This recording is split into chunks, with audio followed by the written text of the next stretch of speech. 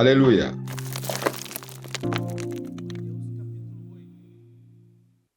Matthieu, chapitre 8, verset 20. Jésus lui répondit, il répondit à certains qui voulaient le suivre. Et il dit, les renards ont des tanières et les oiseaux du ciel ont des nids, mais le Fils de l'homme n'a pas où reposer sa tête.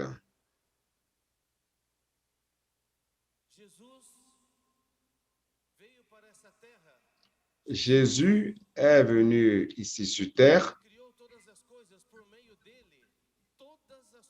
Tout a été créé par lui. Le monde lui appartenait, le monde a été créé par lui. Mais Jean chapitre 1 nous dit qu'il est venu vers les siens, mais les siens ne l'ont pas reçu. Il est venu vers les siens, mais les siens l'ont rejeté.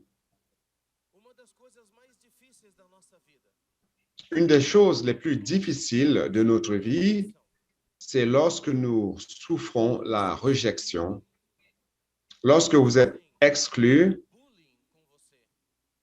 lorsqu'on vous brime, lorsqu'on ne vous inclut pas. Et Jésus a expérimenté cela. Jésus était ici sur terre, il est venu vers les siens. Certaines personnes qui voulaient suivre Jésus,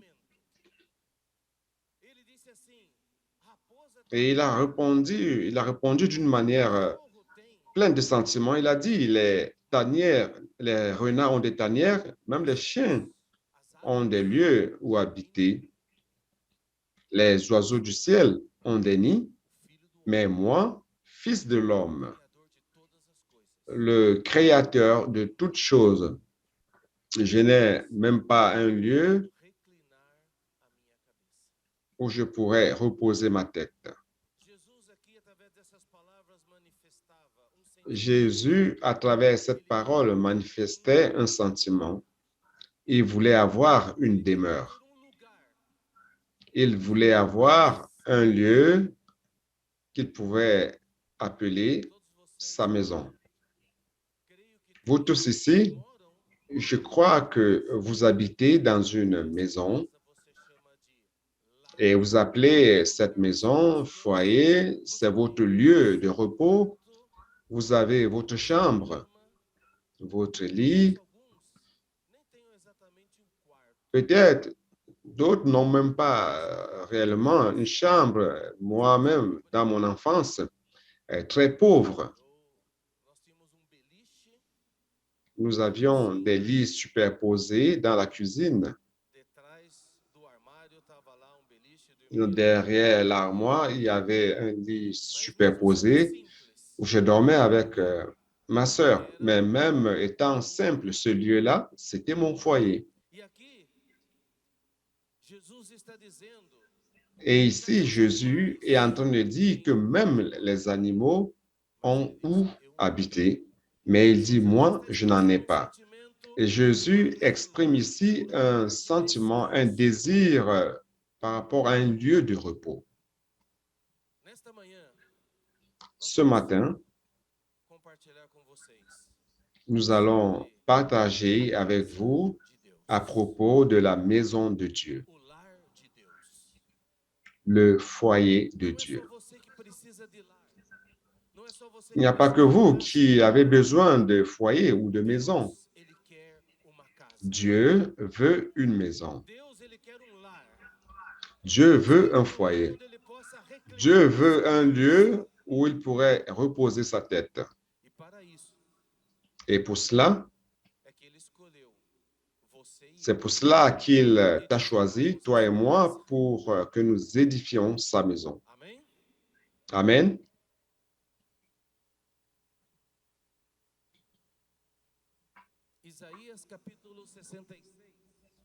Ésaïe chapitre 66. On va voir qui va trouver. Ésaïe 66. Déjà, wow, un ninja. 66.1 dit, ainsi parle l'Éternel, le ciel est mon trône et la terre mon marchepied. Quelle maison pourriez-vous me bâtir?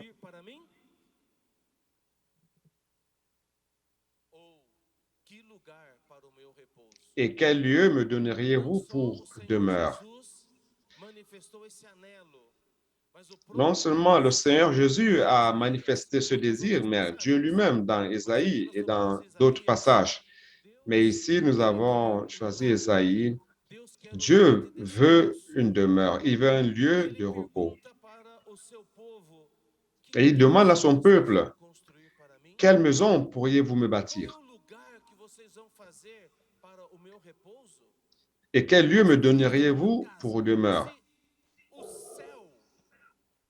Comment allez-vous me construire une maison si le ciel, tout le ciel, c'est mon trône, et la terre, toute cette immensité de la terre, c'est mon marchepied. Alors, quelle maison pourriez-vous me bâtir? Mais Dieu n'habite pas dans des temples faits de mains d'hommes. Dieu ne cherche pas une maison bâtie avec des matériaux de construction, une maison physique. Le verset 2 dit, toutes ces choses, ma main les a faites. Et toutes ont reçu l'existence, dit l'Éternel. Voici sur qui je porterai mes regards, sur celui qui souffre et qui a l'esprit abattu, sur celui qui craint ma parole. Dieu est en train de dire qu'il n'y a aucune maison physique que vous puissiez me bâtir. Mais il y a un lieu dans lequel je voudrais habiter. Je voudrais regarder et habiter avec celui qui souffre, qui a l'esprit abattu et celui qui craint ma parole. En d'autres termes, je veux habiter en celui qui m'ouvre son cœur et me reçoit. Pour cela, le Seigneur nous a amenés dans cette conférence. Vous vous êtes rendu compte toute cette ambiance des pierres vivantes, cet art graphique. Vous voyez là, ce n'est pas le message 5, c'est quoi? C'est niveau. Niveau. Pourquoi? Parce que depuis que vous êtes venu ici, vous avez commencé à passer d'étapes.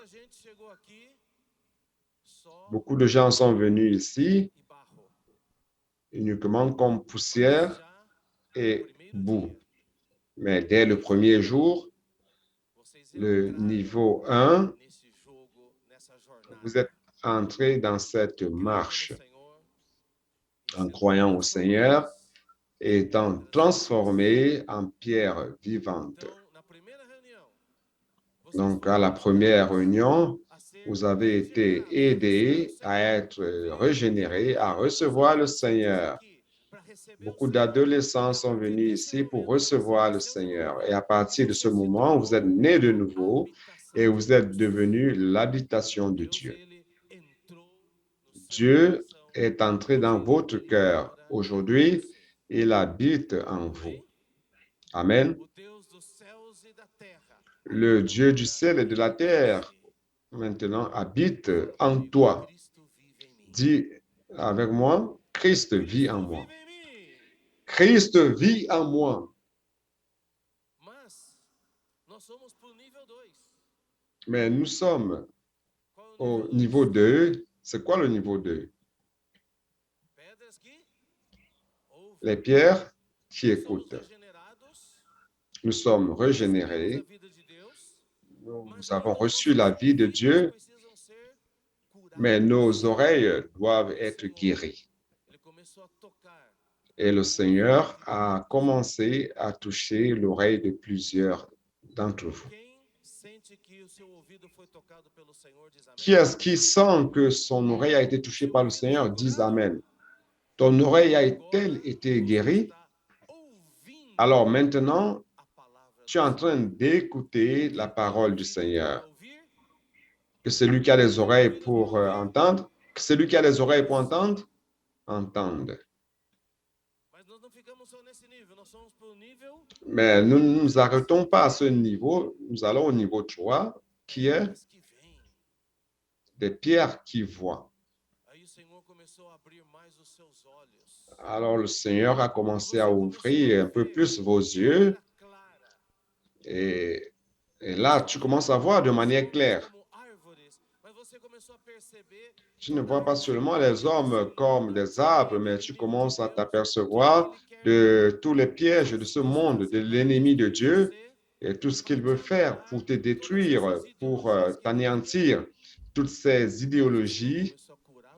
Et le Seigneur a commencé à guérir tes yeux et tu as commencé à voir la réalité de ce monde, mais principalement, tu as commencé à voir Jésus. Et voir Dieu et voir que Dieu est merveilleux et que le Seigneur est le meilleur. Amen. Beaucoup de voiles aussi ont commencé à tomber de tes yeux, beaucoup d'écailles et tu as commencé à voir. Mais nous ne nous arrêtons pas là. Nous arrivons au niveau. Nous montons, nous montons. Nous passons des étapes. Hier, le Seigneur nous a montré Pierre, des pierres imbattables. Dans Matthieu chapitre 16, lorsque Jésus a demandé à Pierre, qui suis-je? Que les gens disent que je suis. Pierre a reçu une révélation car ses yeux étaient ouverts, se sont ouverts, et il a vu Jésus non tout simplement comme un homme ou un maître, mais ses yeux se sont ouverts, guéris, et il a vu et il a dit, « Waouh, tu es le Christ, tu es le Fils du Dieu vivant. » Et lorsqu'il a reçu cette révélation, Jésus lui a dit, « Je voudrais aussi te dire une chose. Maintenant, tu n'es plus Simon. À partir de maintenant, tu es une pierre vivante. Tu es une pierre pour l'édification de ma maison. » Et Jésus a encore dit, « J'édifierai mon église et les portes du Hadès ne... » Et c'est là le secret de imbattable. Vous savez que nous, comme individus, nous pouvons être battus. L'ennemi peut nous attaquer et il nous attaque. Je sais que beaucoup d'entre vous, dans certaines situations, ont été vaincus par l'ennemi. Vous êtes tombés, vous avez péché. Lorsque nous étions seuls, nous étions fragiles. Mais ici, le Seigneur dit, les portes du Hadès ne prévaudront point contre qui? De nouveau, contre qui? Alors, qu'est-ce que cela veut dire? Lorsque vous faites partie de l'édification de la maison de Dieu, vous êtes imbattable. Seul, vous pouvez être vaincu, mais ensemble, nous ne serons pas battus. Alors, dis à celui qui est à côté de toi, seul, je suis faible, mais dans le corps, je suis fort.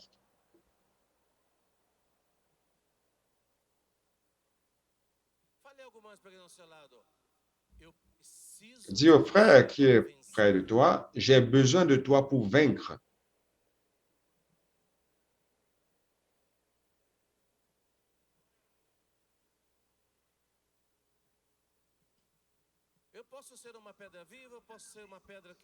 Je peux être une pierre vivante, une pierre qui écoute, une pierre qui voit, mais si je me maintiens isolé, je peux être vaincu.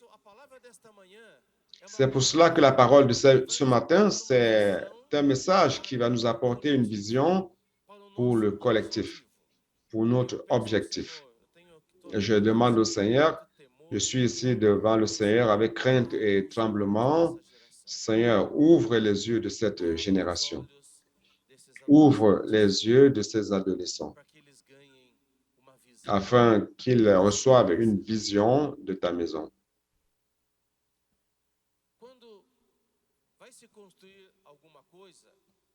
Lorsqu'on va construire une chose, on achète le matériau de construction, les pierres, le sable, le fer, le ciment. Vous pouvez acheter aussi les matériaux pour la finition, les robinets, le carreau, les vases sanitaires, tout ce qui est en porcelaine, le toit, tout le reste. Vous achetez tout et vous accumulez tout sur un terrain. Est-ce que cela, c'est une maison? Tout le matériau est là. Mais ce n'est pas une maison. Exactement, ce sont des matériaux qui sont là et ne sont pas édifiés. Pourquoi? Parce qu'ils ne protègent pas. Lorsqu'on a une maison, on se sent en sécurité, protégé. Vous fermez la porte et vous dormez de manière tranquille. Imaginez que votre maison n'ait pas de porte. Vous parviendrez-vous à dormir tranquille dans une maison sans porte? Dans certains voyages, on doit dormir dans l'aéroport. Vous savez, les chaises de l'aéroport, vraiment, c'est quelque chose. Et parfois, vous devez vous asseoir sur le sol ou sur la chaise. Peut-être que vous allez dormir là durant 3 heures. Vous savez ce qui se passe. Chaque 20 minutes, demi-heure, vous touchez vos valises et tout. Est-ce que tout va bien? Est-ce que les choses sont encore là?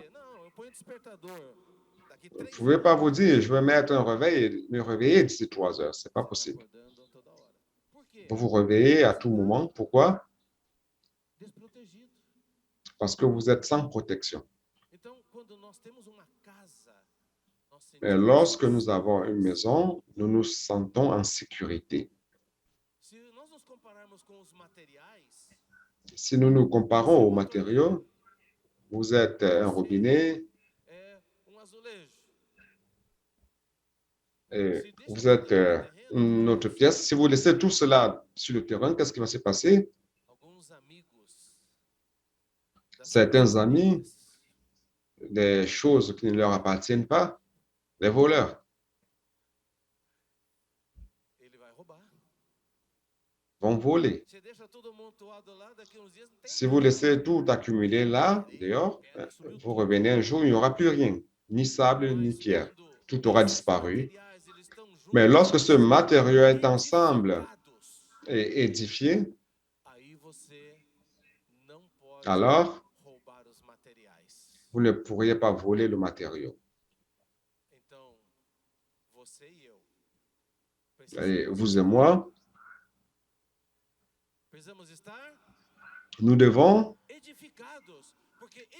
être édifiés, car l'édification, ce n'est pas des choses accumulées. L'édification, ce n'est pas une accumulation de chrétiens ou une assemblée de chrétiens.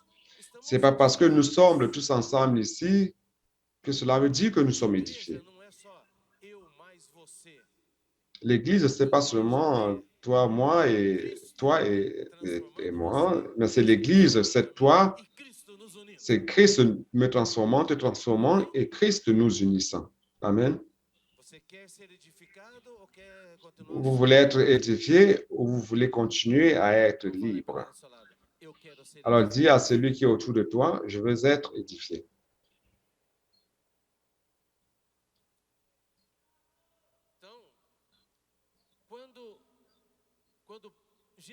Donc, lorsque Jésus a dit à Pierre, je veux édifier ma maison, mais avant de dire cela, il a dit à Pierre que Pierre est une pierre. Vous savez, à cette époque-là, on n'édifiait pas avec des briques ou il n'y avait pas de ciment ou de fer. Les maisons étaient faites de pierre. Donc, lorsque Jésus dit à Pierre, Pierre, tu es une pierre, c'est la même chose. Si Jésus lui avait dit, maintenant, tu es un matériau de construction.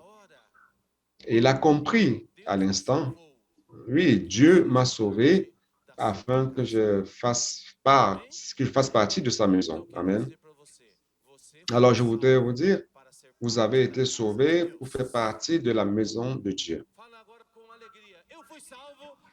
Alors, dis maintenant avec joie, j'ai été sauvé pour faire partie de la maison de Dieu.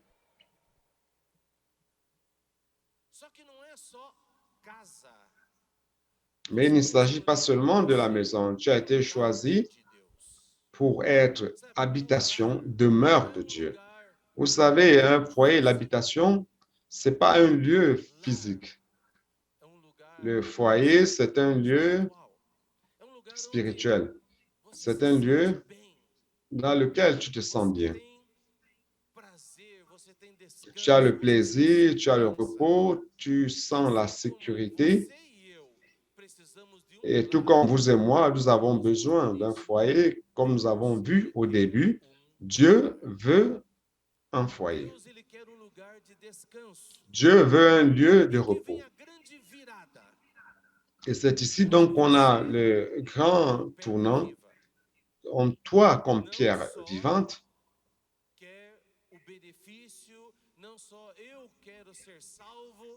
non seulement je veux être sauvé, je veux gagner quelque chose, mais à partir de ce moment, tu commences à te soucier des besoins, des nécessités de Dieu. Amen. Lorsque nous sommes enfants, nous ne pensons qu'à nous-mêmes. Mais au fur et à mesure que nous allons mûrir, nous faisons du souci par rapport à la nécessité des autres ou des parents. Lorsque nous sommes enfants, on met la nourriture dans notre bouche. Mais plus nous allons grandir, j'espère que cela se passe avec vous. Vous voyez votre mère travaillant, faisant la vaisselle, cuisinant et tout. Vous voyez vos parents travaillant ou à la maison. Et vous êtes déjà arrivé que, étant enfant, vous avez dit à vos parents, Père, mère, puis-je vous aider? Cela s'est passé, oui ou non? Si cela ne s'est pas encore passé, alors, s'il vous plaît, qui est-ce qui aide dans les tâches domestiques ici? Levez les mains. Ah, je vois bien. Qui fait la vaisselle ici? Il y a des gens qui lèvent même 2 mains.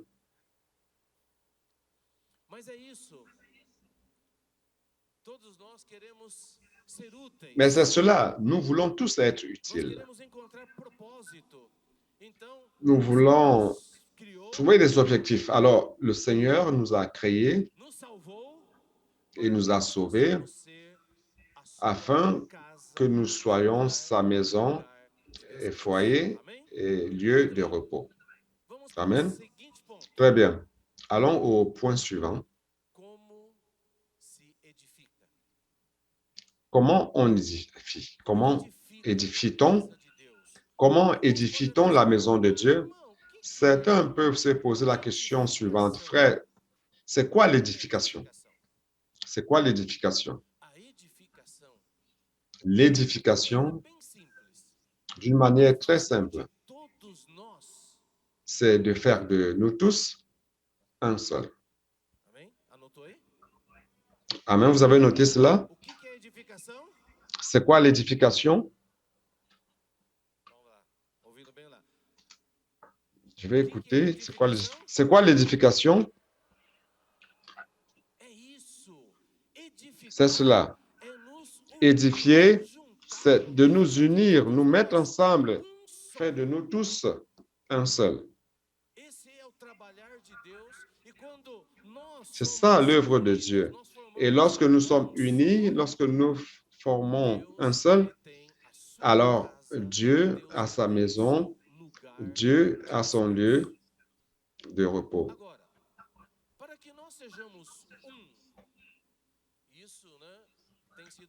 Alors, pour être un, et cela a été beaucoup dit par notre frère Pedro récemment, afin d'être un, cela dépend des relations. Alors, ce que Dieu est en train de faire aujourd'hui dans la vie de l'Église, Dieu est en train de construire parmi nous des relations. Et vous savez bien cela. Car dans l'adolescence, un de nos plus grands besoins, justement, c'est la connexion. C'est la construction des relations. Tous commencent à avoir des amis et les amis commencent à avoir une grande importance dans notre vie. Au point où certains commencent à rejeter la relation des parents pour valoriser les relations des amis. Vous commencez à vous soucier de ce qu'ils pensent, ce qu'ils aiment. Comment faire pour leur plaire? Comment faire pour être bien avec le groupe? Comment ne pas avoir honte? Comment me mettre dans ce groupe? Et on cherche à créer des relations et on commence à s'ajuster pour s'embriquer dans les relations. Ça, c'est notre vie humaine. D'une certaine manière, vous devez faire cela pour pouvoir trouver votre place.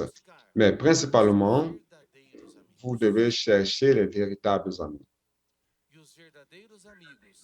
Et les véritables amis sont dans la vie d'Église. Dis à celui qui est autour de toi, les véritables amis se trouvent dans la vie d'Église.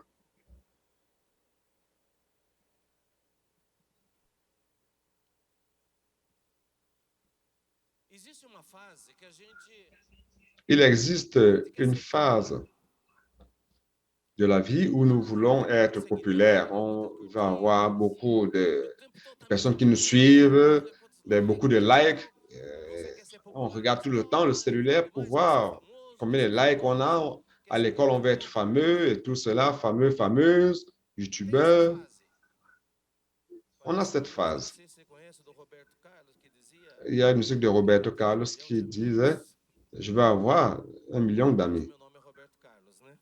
Et je m'appelle Roberto Carlos, n'est-ce pas?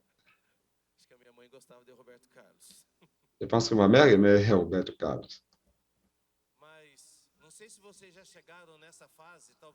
Je ne sais pas si vous êtes déjà parvenu à cette phase, vous qui avez 16, 17 ans, vous commencez à comprendre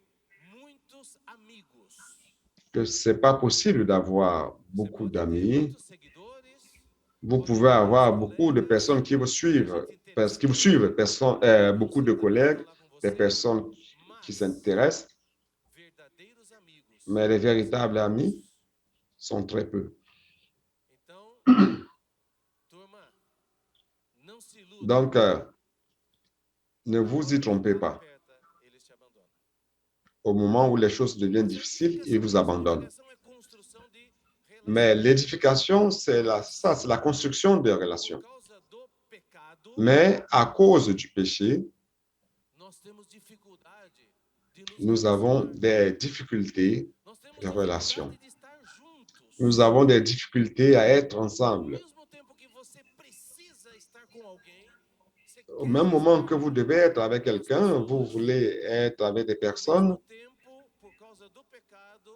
Et au même moment, à cause du péché, des conflits commencent à surgir. Nous commençons à avoir des difficultés. Et lorsque nous avons des difficultés dans les relations, alors on va à l'isolement. Et lorsque vous vous isolez, c'est alors que le diable jubile.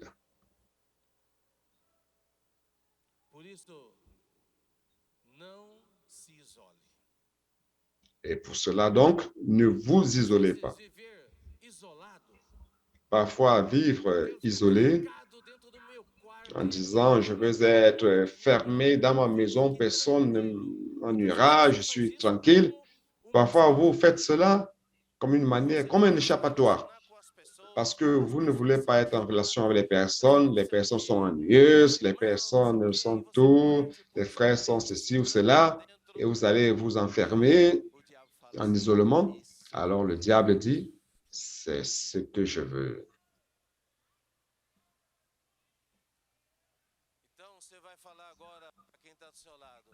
Alors dis maintenant à celui qui est à côté de toi, c'est pas bon d'être seul.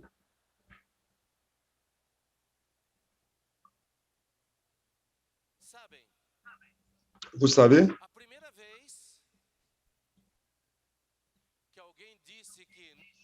la première fois que quelqu'un a dit qu'il voulait être seul, vous savez qui était-ce? Ah non, qui est-ce qui a dit qu'il n'est pas bon d'être seul? Dieu a dit qu'il n'est pas bon d'être seul. Dans Genèse chapitre 2, je pense 18, après avoir créé l'homme, il a dit, il n'est pas bon que l'homme soit seul.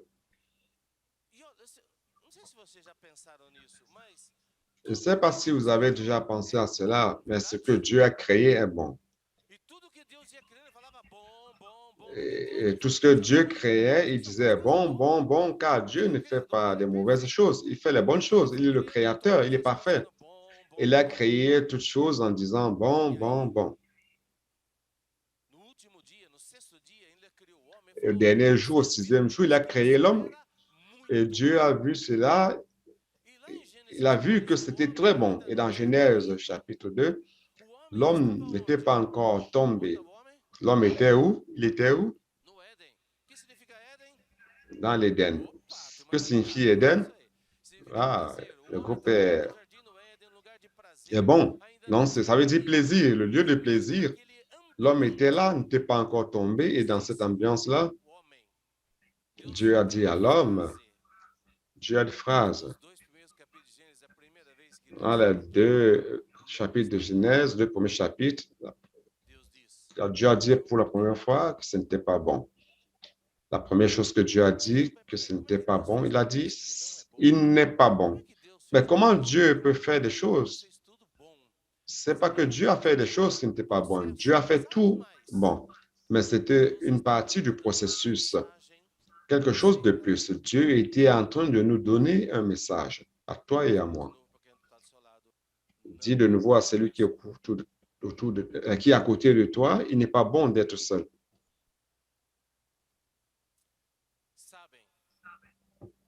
Vous savez,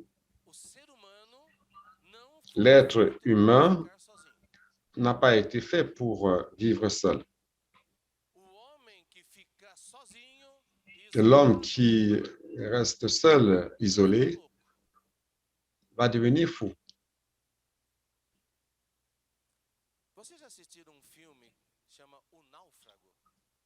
Vous avez déjà vu le film Le Naufrage? Dans ce film, Le Naufrage, avec Tom Hanks,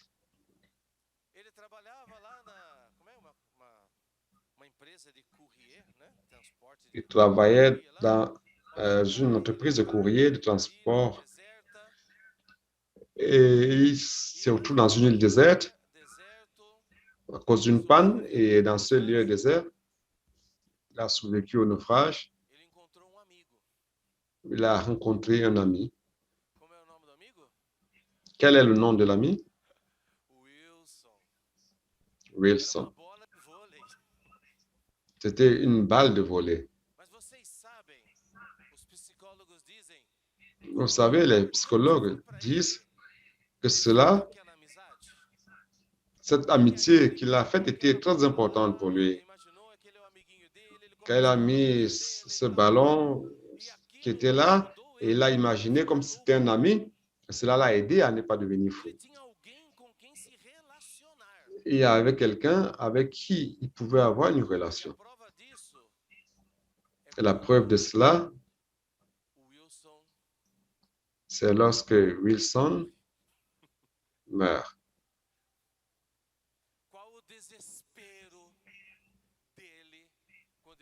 Quelle tristesse dans laquelle il s'est trouvé lorsqu'il a perdu son ami. Wilson!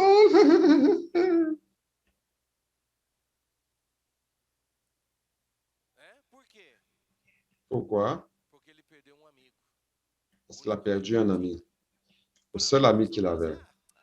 Pour nous, on voit cela, on pourrait dire c'est une balle de volée, mais pour lui, cela avait un grand sens. C'était son ami.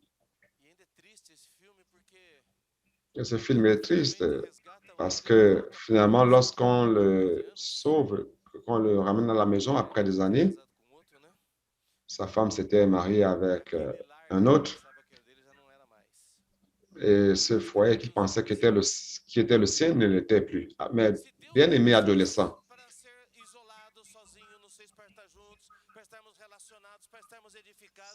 si Dieu nous a créés pour ne pas être isolés, pour être ensemble, pour être édifiés, pourquoi nous nous séparons? Pourquoi nous isolons-nous? En se basant sur ce qu'on a écouté récemment, la parole prophétique, ce que nous lisons dans la Bible et tout le reste, Colossiens chapitre 3, je voudrais résumer en 3 choses, les choses qui nous amènent à nous mettre de côté et nous isoler. Je voudrais que vous identifiez ces choses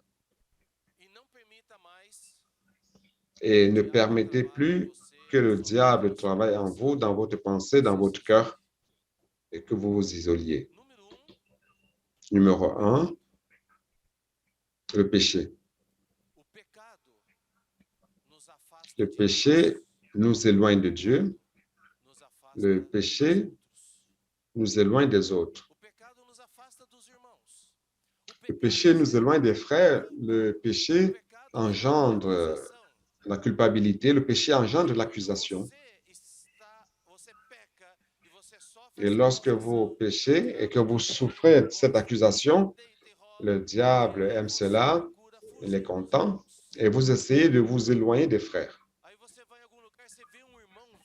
Vous allez dans un lieu, vous voyez un frère qui vient, et alors vous cachez dans les toilettes du shopping. Vous fuyez les frères, vous ne voulez plus les rencontrer. Pourquoi? Parce que vous êtes en train de pécher. Alors, le péché nous amène à nous éloigner.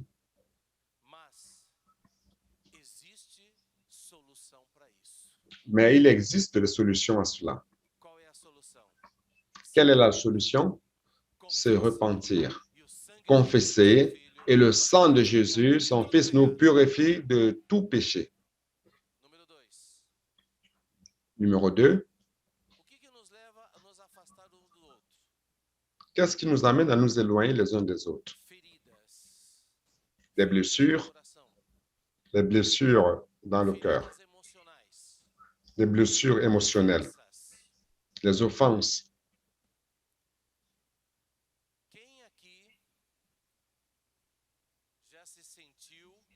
Qui ici s'est déjà senti blessé par un frère ou une sœur?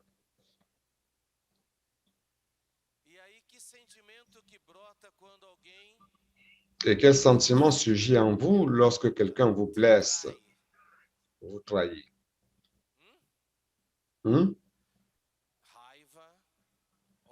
La colère, la haine, la tristesse, l'angoisse, la déception, le mépris. Et les hommes, la vengeance?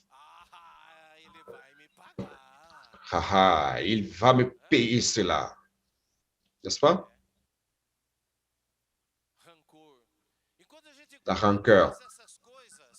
Alors, lorsque nous gardons toutes ces choses, nous allons commencer à nous éloigner. On va dire, ah, il m'a fait du tort, je ne voudrais plus le voir. Jésus envoie un éclair du ciel sur lui.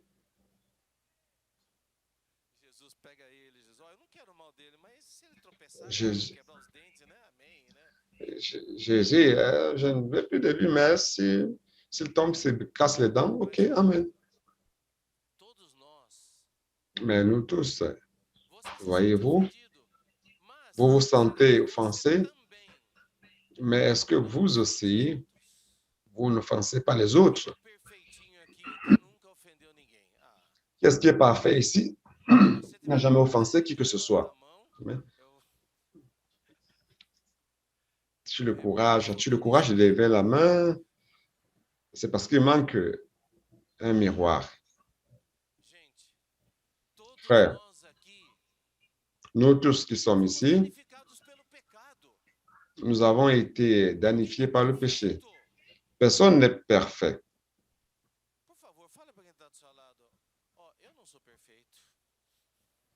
S'il te plaît, dis à celui qui est autour de toi, qui est auprès de toi, je ne suis pas parfait. Reconnais que tu n'es pas parfait.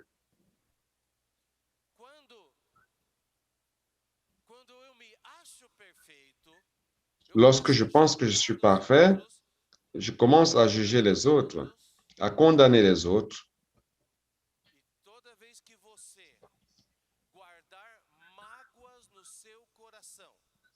Et chaque fois que vous gardez les blessures dans votre cœur, les rancœurs contre les frères, contre les sœurs, contre les moniteurs, les rancœurs contre les monitrices,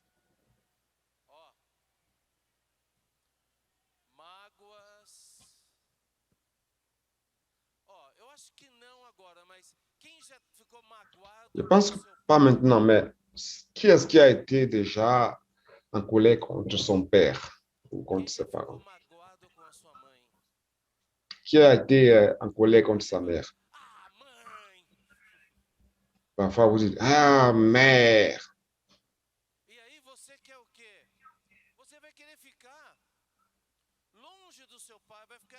Et vous allez chercher à être loin de votre père, loin de votre mère, et vous fermez, vous enfermez dans votre petit monde.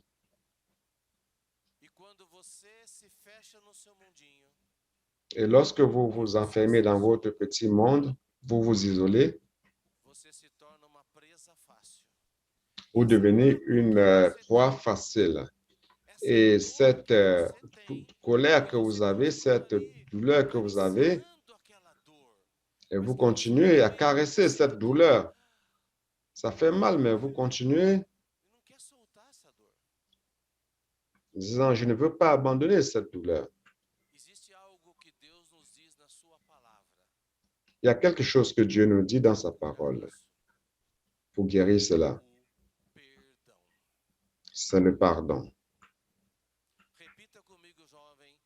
Répète avec moi, jeune. J'ai besoin de pardonner.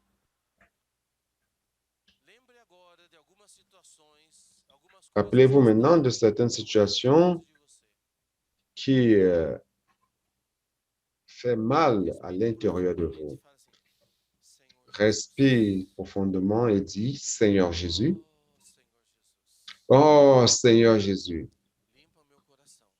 nettoie mon cœur. Donne-moi ta grâce afin de pardonner. Amen. Car si tu ne pardonnes pas, ce sera difficile d'avancer. Tu gardes cette colère, cette douleur. Et cela un jour. Et déjà, cela est en train de te ronger et te détruire. Ça va grandir et te détruire plus. Les gars, vous savez ce que la Bible nous dit? Vous savez que la Bible dit que vous pouvez être en colère. Qui est-ce qui a déjà lu ce verset? Presque personne. Saviez-vous que la Bible dit que vous pouvez être en colère? Qui est-ce qui sait où se trouve ce verset? C'est dans la Bible. Très bien.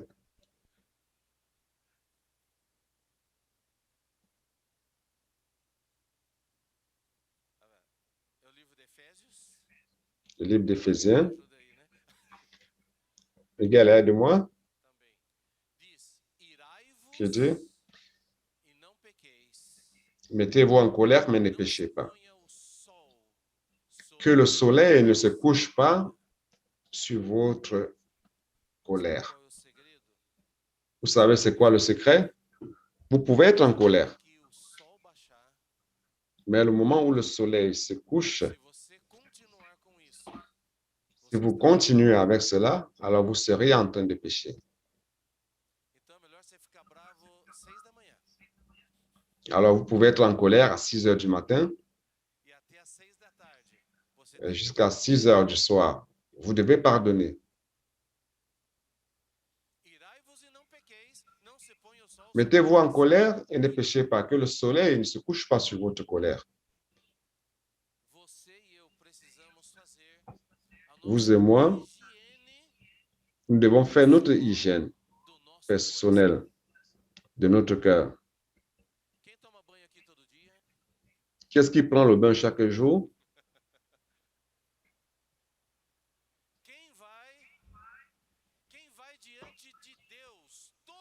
Qui est-ce qui va devant Dieu chaque jour pour nettoyer son cœur? Alors, très peu. Le plus important, c'est que vous nettoyez votre cœur. Ça, c'est l'hygiène principale que vous devez faire. Et lorsque vous pardonnez,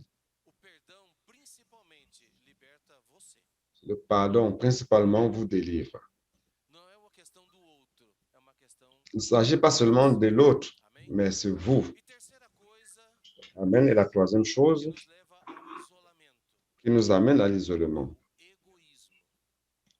c'est l'égoïsme. L'individualisme, l'égoïsme nous amène à nous séparer des autres. Apparemment, être égoïste est bon car tout m'appartient, tout est pour moi, tout est à moi. Je ne pense qu'à moi, je suis le centre, le nombril de l'univers. Je ne pense qu'à mon plaisir. Apparemment, cela est bon. Mais connaissez-vous cela? Les personnes qui sont égoïstes, possessives, vous voulez être avec ce genre de personnes? Non. Les personnes qui sont égocentriques et qui ne pensent qu'à elles, voulez-vous être avec ces personnes? Les personnes égoïstes finissent par être seules. Et ça, c'est le mal de ce temps. Lorsque nous avons vu Timothée, le Seigneur nous a parlé, lorsque l'apôtre Paul a dit qu'à la fin des temps, il y aura des moments difficiles, périlleux. Et qu'est-ce qu'il y a de si périlleux au temps de la fin? Les hommes seront égoïstes. Et contre le courant de ce monde, nous ne serons pas égoïstes. Amen. Pourquoi? Parce que l'amour de Dieu a été déversé dans notre cœur et nous amène à aimer, à l'aimer et à aimer le prochain. Mon temps s'est déjà épuisé. Ça a déjà marqué 0. OK. Je voulais demander encore 5 minutes à la production pour terminer, pour conclure. OK?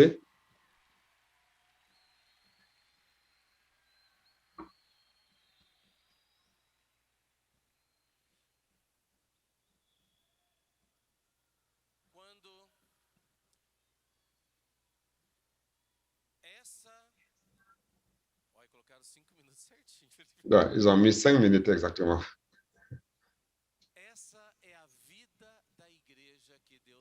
Ça, c'est la vie d'église que Dieu veut pour nous. Une vie d'église de relations saines. Que nous nous aimions les uns les autres. Mais pas que nous nous écrasions les uns les autres, mais que nous nous aimions les uns les autres. Nous sommes en train d'édifier ici une ambiance, un lieu, pardon, un foyer, un lieu d'harmonie, de paix et de soins mutuels, d'appui mutuel. Si quelqu'un est faible, je veux l'aider à se lever. Si quelqu'un a des difficultés, sa douleur devient la mienne. S'il est triste, je deviens triste aussi avec lui. Je me fais du souci par rapport à lui. Nous sommes en train d'édifier la maison de Dieu.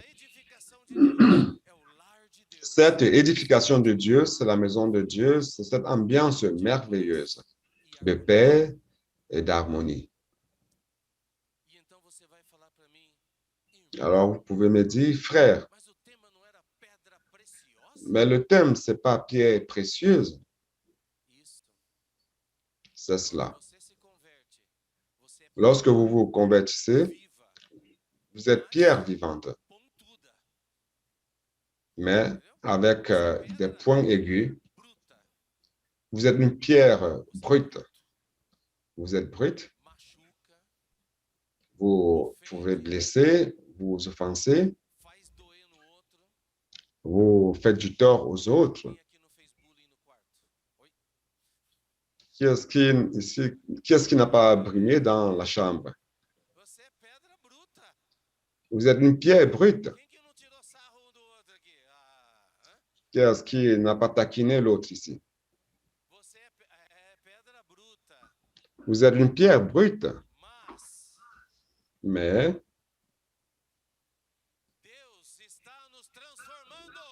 Dieu est en train de nous transformer.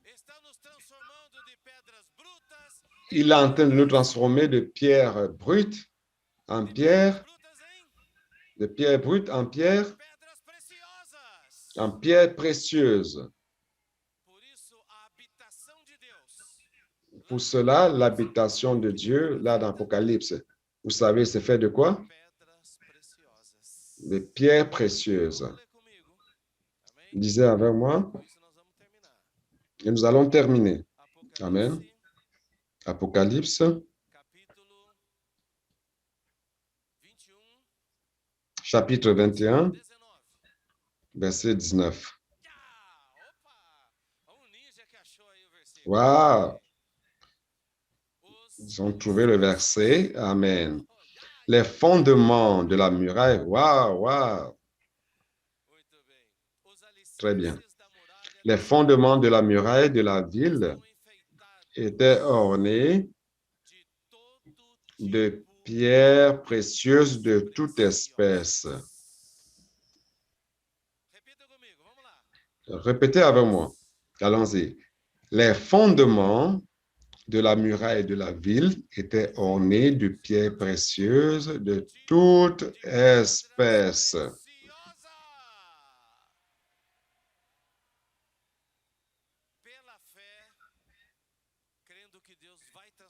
Par la foi, je crois que Dieu va te transformer. Dis à celui qui est à côté de toi, le Seigneur est en train de me transformer en pierre précieuse.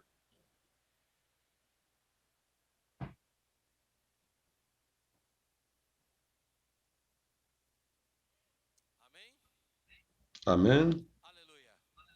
Alléluia. Jésus est le Seigneur.